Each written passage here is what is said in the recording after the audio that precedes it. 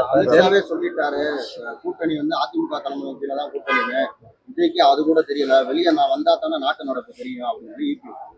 அதாவது உங்க எல்லாருக்கும் தெரியும் இந்த கூட்டணிகளை யார் அமைத்தார் என்று. இந்த ஒவ்வொரு கூட்டணி அமைக்கிறதுனா ஒரு கூட்டணியில 10 பேர் இருக்காங்க, ஒவ்வொரு கட்சி தலைவர்கள் இருக்காங்க.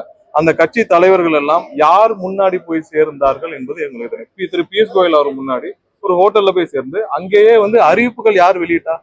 பாரதிய ஜனதா கட்சி தான் வெளியிட்டுச்சு. சோ அவர்கள் தான் இதற்கு முன்னெடுக்கிறார்களே தவிர்த்து அதிமுகவை இதுல நாங்க எங்களுடைய பார்ட் எதுவுமே இல்லை. அதிமுகவை பின்னுக்கு தள்ளிவிட்டு முன்னெடுப்பது பாரதிய ஜனதா கட்சி தான். அது என்டிஏ கூட்டணி தான், பாரதிய ஜனதா தலைமையிலான கூட்டணி தான்.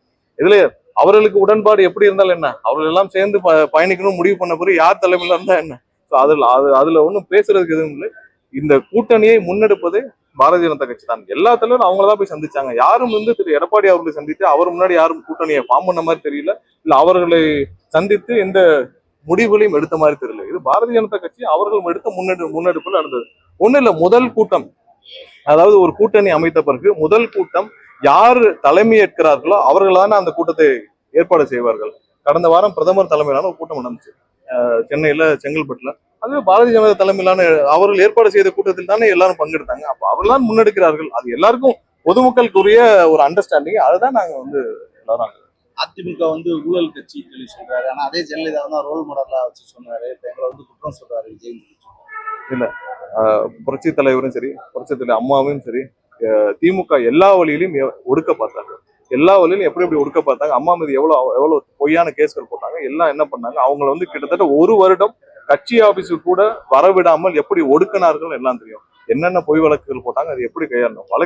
சில வழக்குகள் தவறாக கையாளப்பட்டிருக்கலாம். அம்மாவுடைய வழக்குகள், பல வழக்குகள் தவறாக கையாளப்பட்டிருக்கலாம். அங்க வீட்டில் இருந்தவர்கள் பெயர்களை பயன்படுத்தி தவறாக கையாளப்பட்டிருக்கலாம். கண்டிப்பாக அவர் மனசாட்சிக்கு பொதுவாக அவர் அம்மா எந்த தவறும் செய்யவில்லை என்பது மக்களுடைய கருத்து. எங்களுடைய அதிமுக 2ஆம் கட்ட தேர்தலில் வாக்குறுதி கொடுத்திருக்காங்க. அதுல என்னன்னா 2000 முதியோருக்கு 2000 ஓய்வூதியம், அப்புறம் சிறுபான்மையினர் பெற்ற கூட்டுறவு கடன் எல்லாம் தள்ளுபடி, அப்புறம் ஜல்லிக்கட்டுல உயிரிழந்தவங்களுக்கு 10 லட்சம், அப்புறம் மாற்றுத்திறனாளிகளுக்கான கூட்டுறவு எல்லாம் தள்ளுபடி. அதை எப்படி பாக்குறீங்க? இல்ல, அவங்களுடைய வாக்குறுதிகள் என்ன வேணாலும் அள்ளி வீசிட்டு போகலாம். திமுக கூட தான் போன தடவை 500க்கும் மேற்பட்ட வாக்குறுதிகள் ஒவ்வொரு நாளும் அள்ளி வீசிட்டு போனாங்க. வாக்குறுதிகளை நிறைவேற்ற நம்பிக்கை யாரு கொடுக்குறான்னு தான் பார்க்கணும். இவர்கள் எல்லாம் கொடுத்த வாக்குறுதிகள் கடந்த காலத்துல எல்லாம் நிறைவேற்றினாங்களா? இது வரைக்கும் திமுக கொடுத்த எந்த வாக்குறுதியா நிறைவேறினாங்களா? அதை கேட்க போற மக்கள்கிட்ட கூட இது வரைக்கும் செவிசாய்க்கவில்லை. 4.5 வருஷம் கழிச்சு ஓய்வூதிய திட்டம்னு ஒன்னு அனௌன்ஸ் பண்ணிருக்காங்க. யாராவது ஒருத்தர் சொல்லுங்க, இது பழைய ஓய்வூதிய திட்டம். நீங்க இருக்கிற ஒரு 50-100 பேர் இருக்கீங்க, உங்களுக்காவது நீங்க ஒருத்தர் சொல்லுங்க இது பழைய ஓய்வூதிய திட்டமான. எல்லாம் பொய்யா என்ன வேணாலும் சொல்லலாம். அதை நிறைவேற்றுவார்கள் என்ற நம்பிக்கை மக்களுக்கு இல்லை. இந்த யாருக்கும். எங்களுடைய தலைவர் வெளியிடும், எங்களுடைய தமிழக வெற்றி கழகம் சார்பாக எங்களுடைய தலைவர் வெளியிடும் வாக்குறுதிகள் அனைத்தும் மக்கள் 100% நம்புவார்கள். இது நிறைவேற்றப்படும். இல்ல, விரைவில். ஏன்னா இவர்கள் மாதிரி சும்மா போற போக்குல தெளிச்சுட்டு போக முடியாது. கண்டிப்பாக அதற்கான ஆய்வுகள் எங்களுடைய தலைவர் பல வருடங்களா செய்து வருகிறார். விரைவில் அதுக்கான அறிவிப்புகள் குற்றச்சாட்டுக்குள்ளான செங்கோட்டையனை வச்சிருக்காங்க. ஆனா எங்களை ஊழல் சொல்லி சொல்றாங்க. இல்ல, உங்க எல்லாருக்கும் தெரியும் அண்ணன் செங்கோட்டையன் அவர்களை பத்தி. அவர் எத்தனை வருஷமா அரசியலில் பயணிச்சிருக்காங்க, அவர் மீது என்னென்ன களங்கங்கள் சுமத்தப்பட்டது எதுவுமே இன்னைக்கு மேல ஒரு குற்றச்சாட்டு கூட இல்லாத ஒரு மனிதர். நீங்க சும்மா இவர்கள் இன்னைக்கு போற போக்குல பேசுறாங்க. அந்த மாதிரியான ஒரு நபர் நான் செங்கோட்டையன் கிடையாது.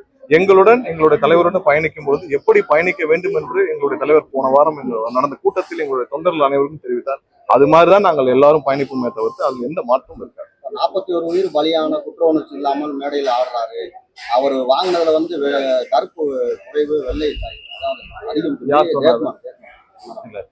அதிமுகவில் இருக்கும் பேசுபவர்களை பற்றி நாங்கள் பேச வேண்டாம் என்று நாங்கள் அதற்கே தெளிவான விளக்கங்களை கொடுத்து விட்டோம்.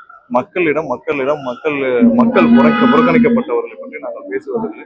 ஏன்னா அவர்கள் கொடுக்கும் ஒவ்வொரு விஷயமும் அவர்களே இன்னைக்கு மக்களால் புறக்கணிக்கப்பட்டவர்களை பற்றி நாங்கள் பேச விரும்பவில்லை. அதுக்கு தேர்தலில் மக்கள் தக்க பாருங்க. இது நாங்கள் பல முறை விளக்கம். செய்திகளை உடனுக்குடன் தெரிந்து கொள்ள கீழ்கண்ட கேபிள் மற்றும் டிடிஹெச் நெட்வொர்க்குகளில் எம்நாடு செய்தி தொலைக்காட்சியை காணுங்கள். பாதகம் செய்பவரை கண்டால் நாம் பயம் கொள்ளலாகாது பாப்பா.